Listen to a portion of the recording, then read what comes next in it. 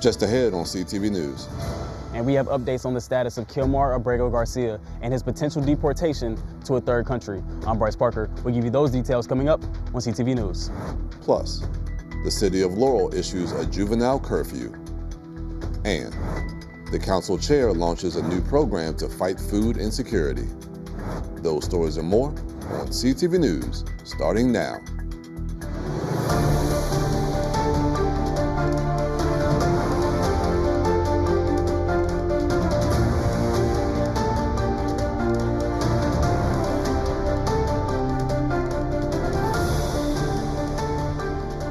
Good evening, this is CTV News for July 11th. I'm Michaela Newton. Thanks so much for joining us.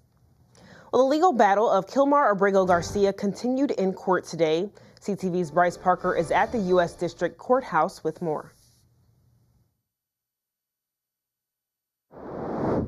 So court is adjourned for now here at the U.S. District Courthouse in Greenbelt. A ruling by Judge Zenas is expected sometime before Wednesday, mandating that the federal government provide the lawyers of Kilmar Abrego Garcia a certain period of advance notice before potentially deporting their client to a third country. First, we're asking the court to order that before Kilmar Abrego Garcia is put on a plane to any particular country, that he and his attorneys receive written notice of what that country will be, and a reasonable period of time, which we suggested could be as little as 72 hours, to file an application for withholding of removal as to that country. The second thing we're asking the judge for is the Supreme Court 9-0 held that Mr. Abrego Garcia needs to be put back in his position before the violation of law occurred.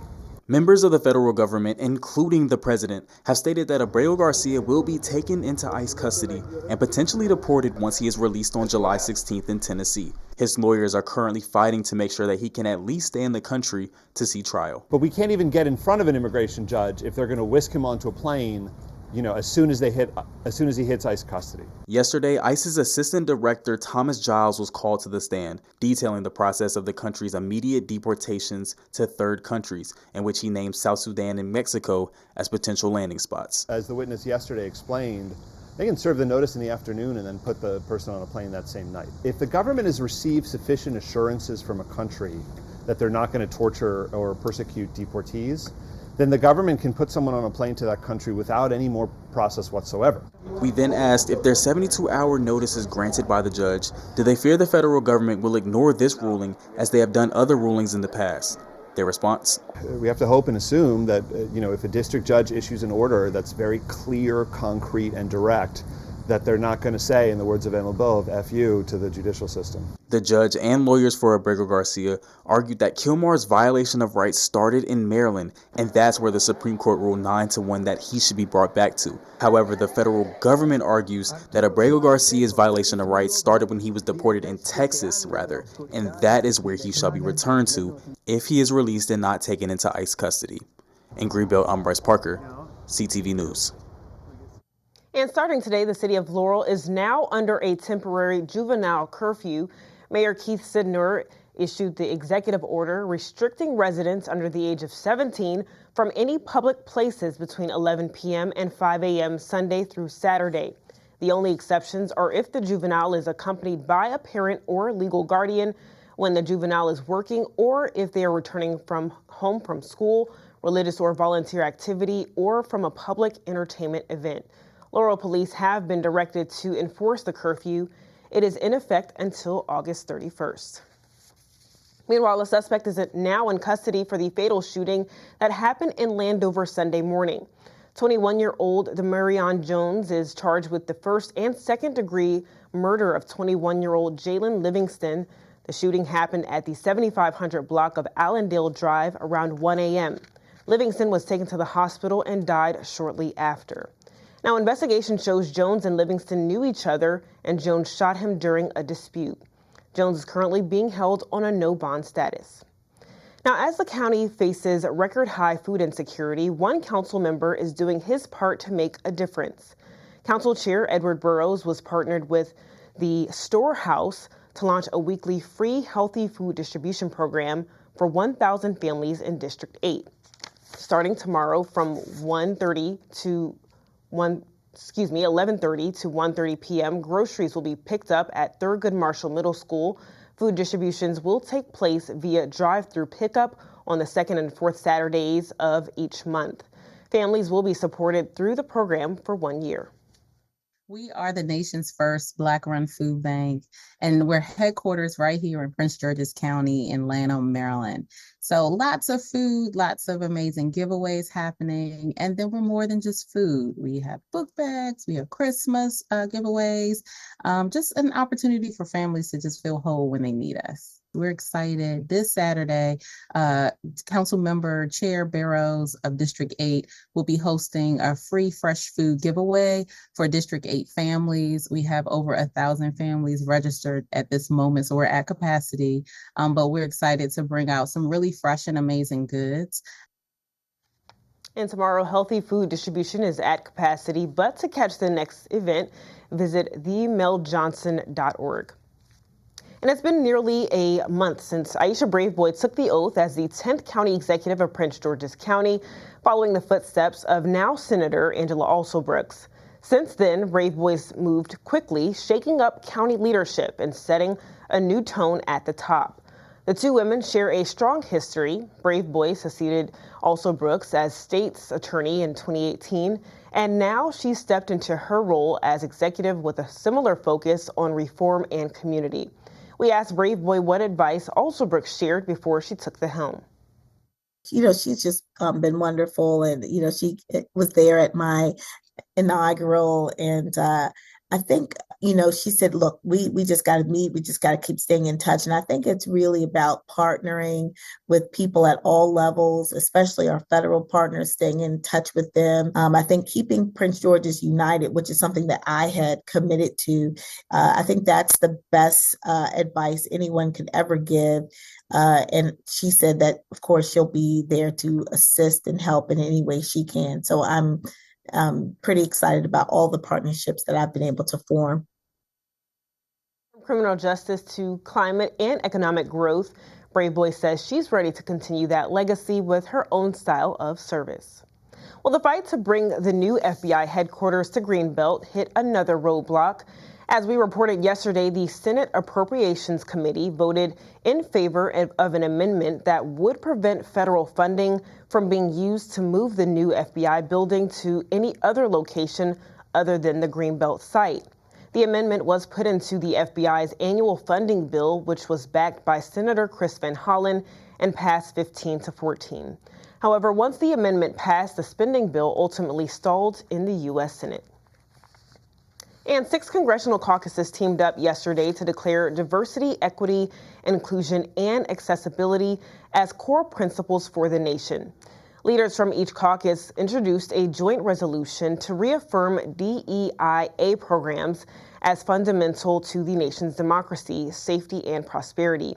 The resolution highlights that DEIA ensures fairness and access for all. And President Trump arrived in Texas today to see the flood damage firsthand, the catastrophic July 4th disaster that's already claimed over 120 lives. But his visit comes with some political baggage. According to the Washington Post, Trump has long floated the idea of cutting FEMA, the agency leading the disaster response. Now his team seems to be backing off those plans and staying vague about what's next. Trump called the flooding, quote, a once-in-a-200-year deal and said he held off visiting sooner to avoid disrupting rescue efforts with more than 170 people still missing. And the Supreme Court gave the Trump administration the go-ahead for now to move forward with plans to cut federal jobs and reorganize agencies. But the legal fight isn't over. A federal judge is now pushing the administration to explain why those plans should stay secret. The High Court's ruling allows the plans to move forward, but didn't decide if they're actually legal. Even if layoffs happen, employees can still appeal, and more court rulings are expected soon. And you're watching CTV News. I'm Michaela Newton. Still to come. This summer, breakfast and lunch is served. I'm Katara Jones. I'll tell you more about the county school district's free summer meals program coming up on CTV News.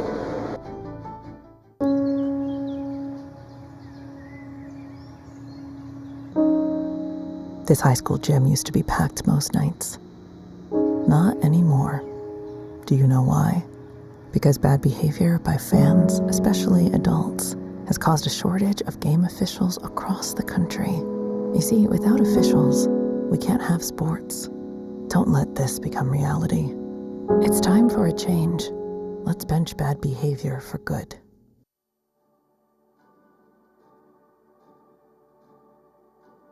I just knew that I wasn't the high-performing person I used to be. Pieces of my past are being erased. I was lucky we caught this at the very earliest stages. I hope that my story can give other people hope. There is life to be lived. Increasingly, there will be treatments. We need to invest even more in research and finding treatments and cures.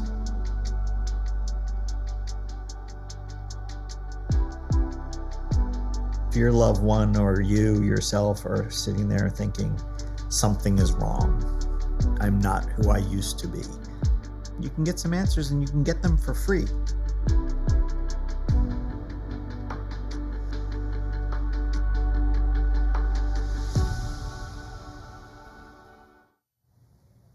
Welcome back. Families that rely on the county school district to provide their child with meals during the school year can still get their child a free meal during the summer months.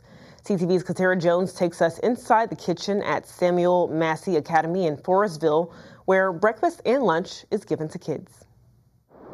We often talk about the importance of kids getting breakfast and lunch during the school year, but during the summer months, that's important too. And the Prince George's County school system is making sure that happens. We are all very invested in ensuring that this process that we have implemented for this summer works. The county school district has rolled out its annual free summer meals program. Through the initiative, PGCTV will provide free meals to children 18 and younger and young people with special needs 21 and under. We're operating about 157 sites. Out of those sites, we have 57 which are serving hot meals, and others are serving bagged meals for students because they're at community centers and things of that nature. Through the program, there will be 16 open sites where any child can come and get either breakfast or lunch during the weekday.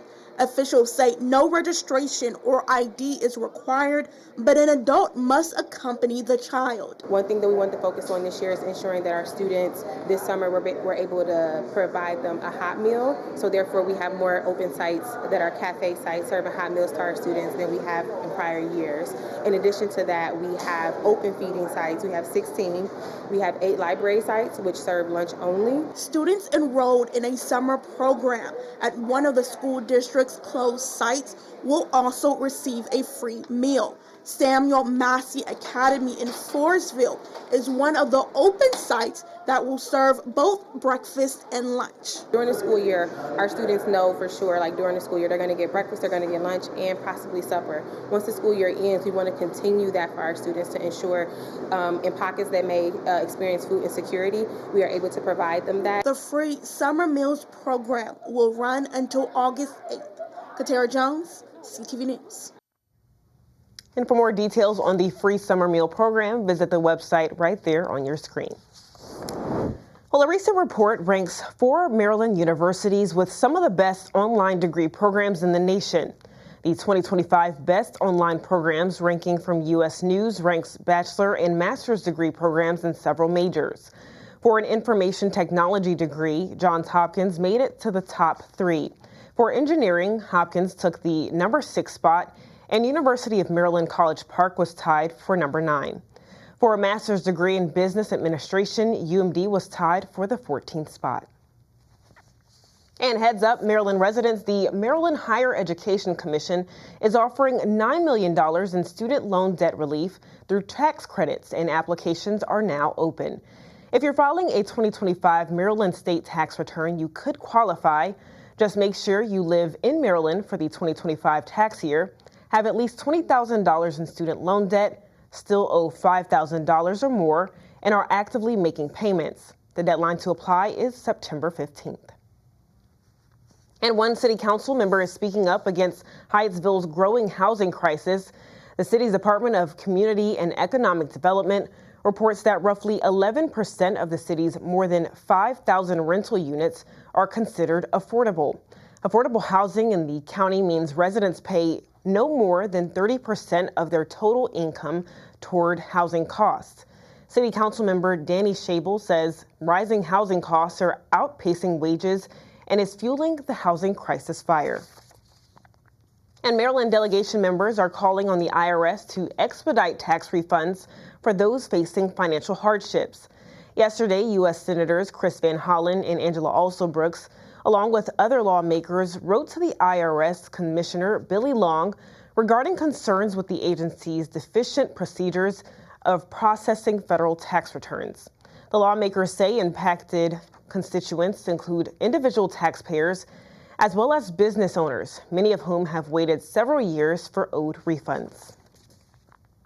And a Prince George's county man who has been given a second chance now leads a county agency tasked with helping those trying to get their lives back on track following incarceration. Byron Scott has our story. So the division is here to aid and assist in our community. Alonzo Turner Bay has one of the most important jobs in Prince George's County. And we're going to present all the resources needed to you to be successful. All you got to do is not give up. He leads the county's Returning Citizen Affairs Division.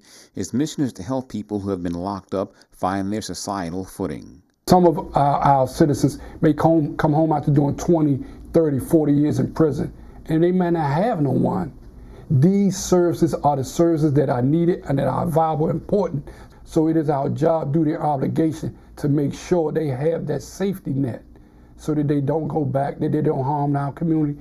Turner Bay was recently appointed to the position by County Executive Aisha Braveboy. A lot of men and women who come home, they know my story. They know me. I've done 31 and a half years inside the belly of the beast. So when a lot of people come home, they hear my name, oh, I know him. And by knowing me and knowing my story and knowing what I've been through, they can trust me. They know that I'm going to lead them in the right direction, that I'm going to give them the correct information that can help them be successful. As director of the division, Turner Bay spends a lot of time at the Bridge Center at Adams House in Suitland, where returning citizens can get help. We can get you food stamps, we can get you Medicaid, we can help you get, for those who don't have, we can help you get your birth certificate, Social Security card, mental health treatment, therapy, counseling, anger management. One of his goals is to help returning citizens find a job. He advocates on their behalf with employers. But there's an incentive program that we are putting together to incentivize businesses to hire people from our disadvantaged population. Turner Bay encourages returning citizens to reach out as soon as they get out. We all may have made a mistake. Once we have paid our debt to society, whatever it may be, in Prince George's County, we want you to know we are here to aid and assist you to become a member of our community and give you the support and resources that you need to become an asset to our community. Byron Scott, CTV News. And still to come on CTV News is July 11th, also known as 7-Eleven Day. After the break, find out how the convenience store is celebrating. We'll be right back.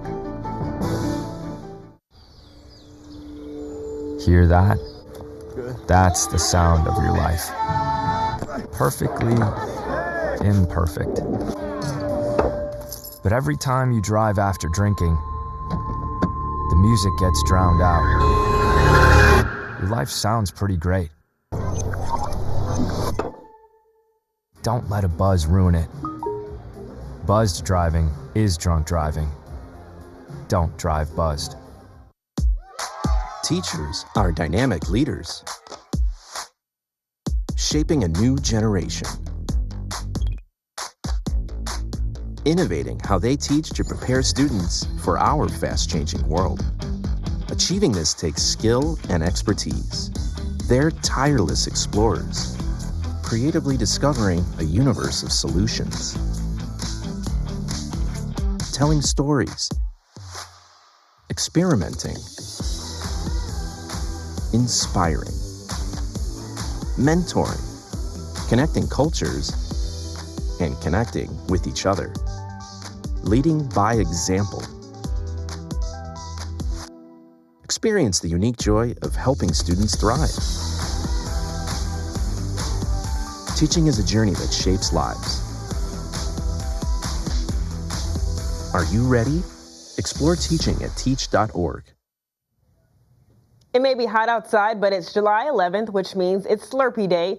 So we have just what you need to cool down. Oh, it's great. It's great. I came up on these. Yeah, since I was a baby, you can't ever pass up on free Slurpee. With weather in the region nearing the 90s, these 7-Eleven customers are finding a way to beat the heat. My guys just came over here to get some gloves. They came back. They was like, it's free Slurpee there. I said, oh yeah, I'm about to make my way over there. So I usually get like mango lemonade mixed with blueberry, raspberry, cherry. It just depends on how I'm feeling. This 7-Eleven in Bowie is just one of many 7-Eleven stores offering free small Slurpees to customers. With flavors like blue raspberry, classic cherry, and a limited time Mountain Dew Infinite Swirl. Today's a very exciting day for us. You know, we see more customers than we ever do. So just being open, being ready, having everything they're looking for is what we do. We put it on the calendar. Everyone knows about it. It's in the news, it's on TikTok, everywhere. So everybody knows. So customers start coming in at 1 a.m. and then they don't stop coming in until 11:59 p.m. And these first-timers came right before rush hour. Came from work on a lunch break, grabbed it real quick. It's a little refreshing drink. Everybody should come get one. Yeah, exactly. Especially considering how hot it's been recently. I think getting the Slurpee is just like, this is the best time ever. Last year, 8 million small Slurpee drinks were sold at 7-Elevens, and 7-Eleven has been giving away free Slurpees on July 11th since 2002. And starting this Sunday through next Saturday, travelers driving on the Bay Bridge will experience multiple lane closures and changes in traffic flow. The Maryland Department of Transportation says the westbound lanes will be closed Sunday from midnight to 5 a.m. Eastbound lanes will be closed Thursday 11 p.m. to Friday at 5 a.m., Saturday at 11 p.m. to Sunday at 7 a.m., and may also be closed Monday through Wednesday from 10 p.m. to 5 a.m. The closures are due to deck removal and replacement and maintenance work. And Ford drivers, listen up. The motor company is recalling over 850,000 vehicles due to a fuel pump issue. The recall features several Ford Broncos, Explorers, Mustangs, and certain Lincoln Aviator and Navigator models. The agency explained that a faulty fuel pump in the cars can lower fuel flow from the tank to the engine, causing the engine to stall and elevating the risk of a crash. Now, Ford is working on a solution to the issue, and owners of recalled vehicles will receive notification letters, which will be mailed out this coming Monday. And Maryland sports betting generated $9.2 million for the state last month, topping off the fiscal year at more than $88 million. This number is up from last year's revenues of $60.3 million. All proceeds from sports betting go to the Blueprint for Maryland's Future Fund, which supports public education initiatives across the state. June also marks the first month under a revised tax structure that sports betting operations began contributing 20% of taxable proceeds to the state. All right, Simon Buggs is here with our Friday sports page. I've got a packed sports page ahead for you guys, as I have some baseball highlights in store for you. And I got the chance to speak to a local baseball player about being selected to play in the MLB All-Star Futures game. Sit tight, we'll be right back. The power of the knock is food. Your stew's delicious. I'm 88 years old and I was with the Ice Capades when I was young. Now, being as old as I am, I lose balance. I don't like ending up this way, but what am I going to do? I got Meals on Wheels for the 5 years that I've been here. It's nice to know they come, and if you feel like talking, you can talk to them. I could talk for forever. They're totally a blessing.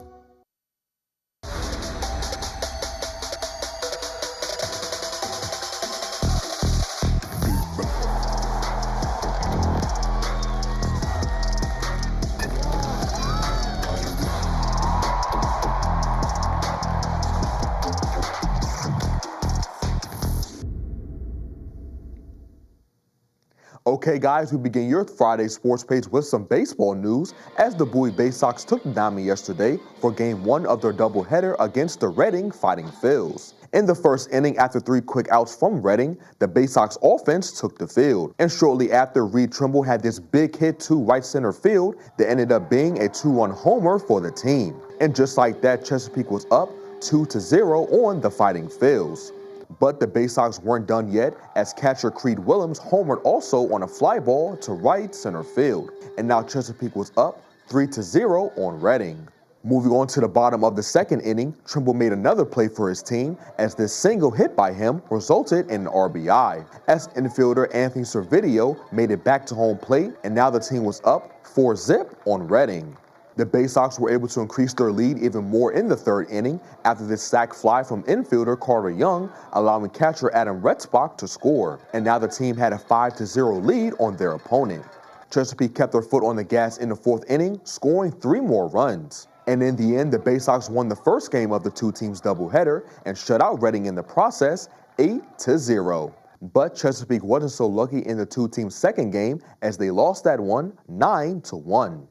The Bay Sox are now 35-46 and will return to action against Reading again tonight at 7:05.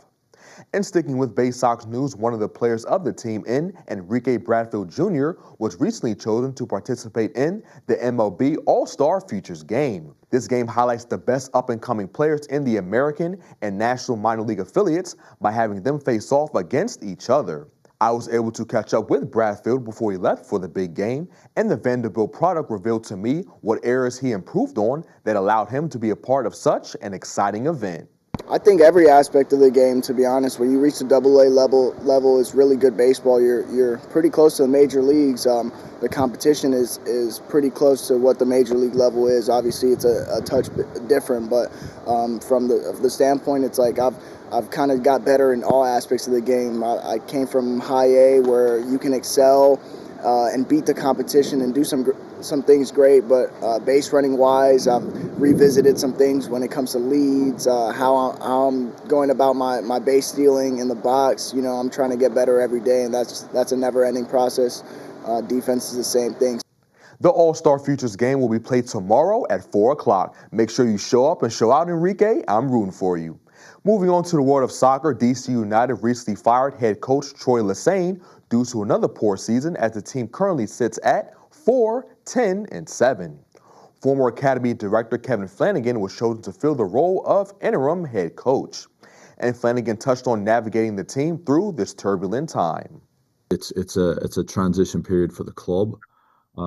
It's important that the players believe in what it is that we're trying to do, and I feel like that's there from the conversations and the meetings that we've had. And it's just getting together, getting organized, preparing for the match tomorrow night. We're going to have a good training session today, and paint some pictures for the group and how we want to play in possession, what we want to do and accomplish out of possession, and go from there.